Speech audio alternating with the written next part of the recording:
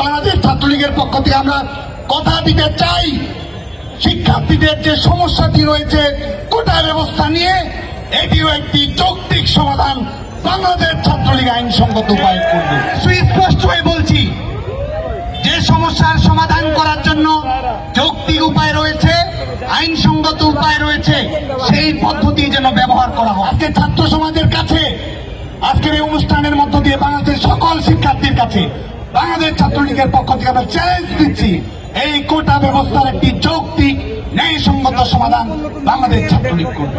এই মুহূর্তে আমাদের এই রাজু ভাস্কর্যে যারা চাকরির পরীক্ষা দিতে চায়, শাহবাগে যারা বসে আছে, যারা চাকরির পরীক্ষা দিতে চায়, কারোর জন্যই কোটা প্রযোজ্য নয়। রাইট নাও বাংলাদেশে কোনো ধরনের কোটা নেই।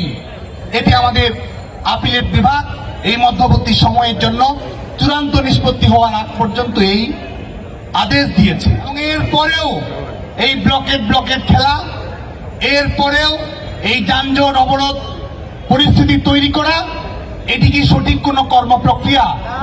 আমি সুস্পষ্ট হয়ে প্রশ্ন করতে চাই, একটি যৌক্তিক দাবিকে যারা অযৌক্তিক ভাবে আদায় করতে চায়, আমরা মনে করি যে তাদের অভিসন্ধি ভিন্ন। বাংলাদেশ ছাত্রলীগ সঠিক অবস্থান গ্রহণ করেছে।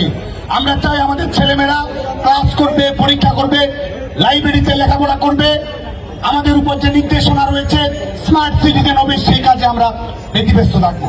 আমরা একাডেমিক এনভায়রনমেন্ট তৈরি করব, ভালো পরিবেশ রাখবো এবং একই সঙ্গে শিক্ষার্থীদের যৌক্তিক ন্যায়সঙ্গত দাবি দেওয়া আমরা যথাযথ কর্তৃপক্ষের কাছে যথাযথভাবে উপস্থাপন করব।